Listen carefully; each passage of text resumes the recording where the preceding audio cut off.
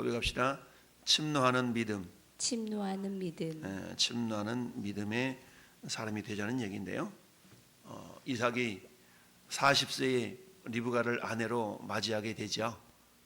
그런데 어때요? 자녀가 곧바로 생기지 않죠. 그래서 하나님께 기도했더니 결국 26절 말씀 보니까 이삭이 60세였더라. 그러니까 결혼한 지 20년 만에 자식이 태어났으니까 얼마나 귀했겠어요. 근데 감사하게도 쌍둥이가 태어나죠. 쌍둥이가 태어났어요. 그래서 자식을 임신했는데 리브가가 너무 괴로운 거예요. 하도 뱃속에서 발길질이 심하니까 아이고 하나님 힘들어요. 그랬더니 22절 보니까 그 아들들이 그 태 속에서 서로 싸우는지라 그가 이럴 경우에는 내가 어찌할꼬. 그러니까 너무 막 발길질이 심했던 모양이에요. 그랬더니 하나님께 막 기도했더니 하나님이 응답을 주셨는데 23절에 두 국민이 내 태중에 있구나. 두 민족이 내 복중에서부터 나누이리라. 이 족속이 저 족속보다 강했고 큰 자가 어린 자를 섬기리라. 이렇게 하나님의 응답을 받았어요. 자, 대단한 응답 아니에요? 쌍둥이를 임신했는데 하나님께서는 그 쌍둥이를 두 민족, 한 민족, 두 족속이라고 이렇게 표현하고 있지 않습니까? 그러니 두 민족이 태어난다고 그러니까 야, 우리 아들들이 민족을 이루는 이것은 뭡니까? 아브라함에게 약속하셨던 네 후손이 하늘의 별들처럼 많게 하시겠다라는 그 약속의 성취의 말씀인 거죠. 그래서 드디어 날때가 되어서 쌍둥이니까 어떤 놈이 큰 놈인지 금방 구분이 됐던가 봐요. 먼저 나온 자는 붉고 전신이 토롯 같아서 이름을 에서라 그랬다. 얘 보면 막 애들이 태어날 때부터 머리가 막 시커매가지고 머리숱이 많은 애들이 있잖아요. 그리고 막 북실북실하다고 그러죠. 그 반면에 야곱은 어땠어요? 야곱 매끈했던 모양이죠. 그래서 후에 나온 아우는 손으로 에서의 발꿈치를 잡았으므로 그 이름을 야곱이라 하였으며 리브가가 그들을 낳을 때 이삭이 60세였더라. 그러니까 두 민족이 두 족속이 태에서 서로 싸웠다. 어떤 싸움이었을까요? 미루어 짐작해 보건대 내가 먼저 나갈 거야. 마치 유다의 며느리 다말이가 쌍둥이를 임신했잖아요. 세라와 페레스가 먼저 나가겠다 막 그러다가 먼저 나온 놈이 장남인가 보다 하고 홍색실을 메었더니 둘째가 끌어당겨 가지고 페레스가 먼저 나오죠. 왜 터트리고 나오느냐 이렇게 해서 결국 장자 싸움이에요. 장자 싸움. 이 땅의 인생은 뭐냐? 장자 싸움이다라고 해도 과언이 아닙니다. 결국 이삭이 두 아들을 낳을 때에 그래도 아버지는 어떤 놈을 더 좋아했어요? 여기 보니까 야, 큰 놈이 에서가 그래도 듬직하고 뭔가 좀 사냥도 잘해오고 그러니까 이삭은 고기를 많이 좋아했던가 봐요. 그 반면에 리브가는 채식을 좋아했고 그 이삭은 육식을 좋아했고 그러니 큰 놈이 갔다가 사냥을 따박따박 해다가 아버지를 요리해 주니까 얼마나 아버지가 믿음직했겠어요. 그래 역시 넌 장자야. 너는 장자야. 이런 마음을 갖지 않았겠어요? 근데 어느 날 이 에서가 사냥을 해왔는데 어때요? 너무 배고픈 거야. 야, 우리 순이 배고파 죽겠다. 라는 말이 아마 절로 나왔던 것 같아요. 때마침 야곱이 죽을 쓰고 있었네. 그랬더니 형 에서가 뭐라고 합니까? 야, 나 피곤해 죽겠다. 그거 좀 주라. 그랬더니 야곱이 뭐라고 그래? 알았어 형, 알아서 먹어. 이랬으면 좋을 텐데 그러지 않냐고. 형, 장자 형분을 내게 팔어. 이렇게 또 참 잽싸게 얘기를 했어요. 그랬더니 장자 명분, 야 내가 죽게 됐는데 뭐 장자 명분이 뭐 유익하냐? 알았어. 그랬더니 야곱이 정말이지? 형 진짜야? 그래 알았어. 빨리 죽이나 줘. 그래? 그럼 잠깐 맹세해. 그랬더니 야곱이 이르되 오늘 내게 맹세하라. 제가 맹세하고 장자의 명분을 야곱에게 팔아넘겼어요. 그리고 그때 야곱이 떡과 팥죽을 이제 에서에게 줬더니 에서가 먹고 마시고 일어나 갔다. 근데 이 모습을 성경은 뭐라 그랬냐? 장자의 명분을 가볍게 여겼다라고 이렇게 이야기하고 있습니다. 히브리 사회에서 장자의 명분이라는 것은 굉장히 중요합니다. 왜냐하면 첫째, 하나님의 축복권을 위임받는 하나님 축복권을 위임받는 그런 위임의 능력이 있거든요. 그러니까 아버지를 통해서 장자에게로, 장자를 통해 장자에게로 그 축복권이 넘어가는데요. 그러니까 아버지 이삭이 나중에 죽을 때 죽고 싶어가 죽을 때가 되니까 장자인 에서를 축복하려고 그러잖아요. 근데 이미 장자의 명분을 야곱에게 팔았기 때문에 리브가는 이미 그걸 알고 있었죠. 리브가는 하나님의 응답을 받았어요. 큰 자가 작은 자를 섬기겠다는 말씀을 받았기 때문에 비록 태어나기는 에서가 먼저 태어났지만 분명히 하나님은 우리 야곱이를 통해 하나님께서 축복을 이어갈 거야. 그러니까 아마 그렇게 교육했겠죠. 야, 형이 장자자면 실상은 네가 장자야. 형이 장자자면 실상은 네가 장자야. 아마 이렇게 교육했을지도 몰라요. 그러다 보니까 야곱의 생각 속에는 그래? 그건 그 장자의 명분이 나한테 와야 되는데 어떻게 하면 그걸 장자의 명분을 내가 빼앗지? 라는 그런 마음을 가졌던 것이죠. 우리가 그래서 오늘 본문을 통해서 우리가 그게 두 가지를 한번 생각해 보고자 하는데요. 첫 번째는 오늘 말씀에 있는 것처럼 장자의 명분을 가볍게 여겼다. 즉 에서의 입장에서, 장자인 에서의 입장에서 볼 때 야, 장자의 명분을 가볍게 여기는 이 모습, 장자의 명분을 가볍게 여겼다. 여러분, 이 가볍게 여겼다라는 이 단어가 바자, 우리 바자의 할 때 바자라는 단어인데요. 이것은 업신여기다, 멸시하다, 싫어하다, 경멸하다, 모욕하다, 이거거든요. 여러분, 죽고 사는 것이 하나님의 권세에 달려 있어요. 하나님께서는 이를 장자로 태어나도록 역사하셨지만 그 장자로 태어난 그 자체를 어때요? 이 에서는 그것을 뭐 했어요? 가볍게 여겼다. 바자, 업신여기고 멸시하고 싫어했어요. 그러니 하나님께서는 이 모습을 그렇게 기뻐하지 않으셨겠죠.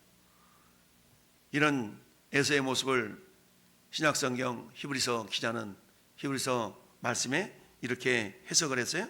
히브리서 12장 15절부터 17절까지 보면 너희는 하나님의 은혜에 이르지 못하는 자가 없도록 하고 쓴뿌리가 나서 괴롭게 하여 많은 사람이 이로 말미암아 더럽게 되지 않게 하며 음행하는 자와 혹 한 그릇 음식을 위하여 장자의 명분을 판 에서와 같이 망령된 자가 없도록 살피라라고 말씀합니다. 망령되다. 그러니까 이 에서의 행위를 히브리서 기자는 망령되다라고. 우리 흔히 그러잖아요. 어른들 뭐가 지금으로 말하면 치매기에 있는 건데 망령돼, 노망났나 그러잖아요. 노망났다는 얘기가 치매기 있다는 얘기거든요. 노망나니까 어때? 하지 말아야 될 소리도 하고 해야 될 소리는 못하고 막 이런 그런 엉뚱한 그런 모습을 보일 때 노망났다 이런 얘기 하지 않습니까? 이런 모습을 성경은 에서의 모습을 망령되다. 헬라어로 베벨로스라는 단어인데 여기에도 어떤 뜻이냐면 닳도록 허락된 신성하지 않은 세속적인 거룩하지 않은 불경건한 뭔 이런 의미를 내포하고 있어요. 그래서 이 망령되다라는 말을 우리 종교개혁자 존 루터가 이렇게 얘기를 했어요. 신을 업신여기는 자, 무신론자라고 이렇게 그 본문을 해석을 했습니다. 망령되다는 것을 신을 업신여기는 자 또는 무신론자라는 얘기죠. 그러니까 예서는 장자였음에도 불구하고 어땠다는 거예요? 무신론자이거나 적어도 하나님을 업신여기는, 즉 하나님을 향한 경외심이 없었던 자였다는 얘기죠. 우리가 왜 그러잖아요. 장자니까 신앙교육을 잘 받아서 그렇게 됐어야 되는데 이 예서의 할아버지 아브라함은 어땠어요? 엄청난 신앙 훈련을 통해서 하나님을 경외하는 그런 수준에 이르게 되었고 하나님께서 이제야 네가 나를 경외하는 줄 알았도다 라고 하나님이 인정하시는, 하나님을 경외함에 대한 인정함을 받은 사람이 아브라함이잖아요. 그러면 그 믿음이 어디로 흘러갔어요? 분명 이삭에게 흘러갔죠. 이삭도 고된 훈련을 받은 거 아니겠어요? 모리아산에서 칼로 자기 목숨을 이렇게 해치를 하는 그런 상황 가운데서도 겸손하게 순종의 길을 걸었던 이삭의 어떤 신앙, 그 신앙이 어디로 흘러가요? 아들들 에서나 야곱에게 흘러가겠지만 왜 그러죠? 부모가 아무리 믿음을 전수해주고 싶어도 그 믿음을 거부하는 또 자식들이 있죠. 냅둬요. 신앙은 알아서 하는 거예요. 막 이러면서 어릴 때는 꼬박꼬박 순종했던 자식들이 이제 키가 크고 나이가 들고 어른이 되어가도 보면 어때요? 아버지, 신앙은 각자의 개인적인 거예요. 막 이러면서 대버리 두세요. 강요하지 마세요. 이럴 경우가 많이 있죠. 그러니까 어릴 때 확실한 신앙관을 이렇게 세워 주면 결국은 어때요? 어른이 되어서도 그 길에서 떠나지 않는다. 그런데 이 에서와 야곱의 신앙의 모습이 서로 상반된 것을 우리가 알 수가 있습니다. 이 모습을 망령된 자라고 표현하고 있는데 결국 이것은 뭐냐? 하나님을 업신여기는 모습으로 해석하고 있다는 얘기죠. 그러다 보니까 어떻습니까? 결국은 이 하나님이 주신 귀한 장자의 명분, 그러니까 하나님의 축복권을 이어받을 수 있는 권리, 그리고 어때요? 가문의 모든 결정권을 가질 수 있는 권리, 이게 장자죠. 마치 어땠어요? 리브가를 이삭의 아내로 맞이하려고 했을 때에 그 어떻습니까? 저 외삼촌 집 외에 있는 그 라반, 이 라반이 어떤 문제에서 장자기다 보니까 자기 누이를 보내야 되니 말아야 되니에 대한 결정권이 있는 거 아니겠어요? 그러니까 아버지보다 이름이 먼저 나오잖아요. 먼저 이름이 딱 나와서. 이런 것처럼 어떤 가정의 결정권을 가질 수 있는 권리가 장자에게 있었고, 하나님의 축복권을 이어받을 수 있는 권리가 있고, 또는 뭐예요? 작은 아버지의 재산을 두 몫을 받을 수 있는 그런 권리, 이게 다 장자의 권리잖아요. 근데 이것을 가볍게 여겼다라는 얘기죠. 그러니까 이 모습에 대해서 오늘 성경은 망령되다라고 해석을 하고 있다는 얘기입니다. 결국은 어떻게 됩니까? 우리 마태복음 1장 펴볼까요? 마태복음 1장 1절 2절 보면 아브라함과 다윗의 자손 예수 그리스도의 계보다. 2절 보니까 아브라함이 이삭을 낳고 이삭은 야곱을 낳고 야곱은 유다와 그 형제들을 낳고 그랬죠. 그러니까 이삭은 누구를 낳아야 되는 거예요? 원래 큰아들인 장자 에서를 낳고 이렇게 되는데 장자가 에서가 아니라 야곱에게로 넘어가 버린 거잖아요. 그러니까 이삭은 야곱을 낳았다라고 장자의 명분이 결국 에서를 떠나서 야곱에게로 흘러가 버린 것을 우리가 볼 수가 있습니다. 그러면 이것을 통해서 우리가 두 번째 이삭의 아들 에서의 입장에 볼 때 에서는 이처럼 하나님 주신 장자의 명분을 가볍게 여겼다는 얘기죠. 신을 없인 여기는 모습을 보였다는 얘기죠. 믿음이 없었다는 얘기죠. 이와 반면에 야곱에게는 어떤 모습이 있었나? 야곱은 적어도 따라합시다. 침노하는 신앙, 즉 침노하는 믿음의 삶을 산 침노하는 신앙인이었다라고 우리가 볼 수가 있습니다. 마태복음 11장 12절에 세리원의 때부터 천국은 침노를 당하니 침노하는 자는 빼앗느니라 라고 말씀하고 있습니다. 왜 이렇게 됐을까요? 이미 어머니 리브가를 통해서 뱃속에서부터 하나님께서 두 민족이 나누이고 서로 다투는구나, 큰 자가 작은 자를 섬기겠다라는 말씀을 하나님이 약속으로 받은 거죠. 그러다 보니까 둘째가 이 야곱이 태어났을 때 이미 리브가 머릿속에는 어때요? 이놈이 큰 놈인데 이런 생각이 있었던 것이죠. 그래서 리브가는 철저하게 하나님의 언약의 관점에서 예서보다 야곱이를 더 사랑할 수밖에 없었던 겁니다. 그래서 어때요? 야곱에게 날마다 교육했겠죠? 무릎에 앉혀가지고 네가 큰 놈이야. 형이 장자지만 어떻게든 이 장자의 명분 네가 가져와야 돼. 아마 이랬을지도 몰라요. 그러다 보니까 야곱은 기회를 엿보고 있다가 이때다 싶어서 어때?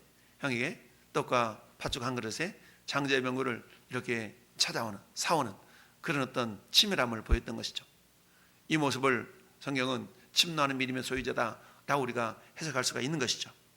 그래서 이 침노하는 믿음이라는 것은 천국은 침노를 당하느니 침노하는 자는 빼앗느니라. 이걸 통해 우리에게 알 수 있는 것은 뭡니까? 여러분, 우리가 계시록 말씀을 보니까 라오디게아 교회를 향해서 주님이 하셨던 메시지, 미지근한 신앙을 하나님이 싫어하시잖아요. 냉철한 이상을 가지고 뜨거운 가슴을 가지고 적극적인 신앙, 이런 모습을 하나님께서 원하신다는 얘기입니다. 물론 모든 인간의 발걸음이 하나님의 은혜잖아요. 하나님의 섭리의 은혜에 있지만 우리는 하나님의 은혜만 기다린다고 해서 우리가 해야 될 몫을 하지 말라는 것은 아니거든요. 하나님의 은혜를 신뢰해야 돼. 그 하나님의 은혜를 신뢰하면서 우리가 행할 수 있는 최선의 적극적인 신앙의 자세가 우리에게 필요하다. 이것을 우리는 침노하는 신앙, 침노하는 믿음이라고 표현할 수가 있는 것이죠.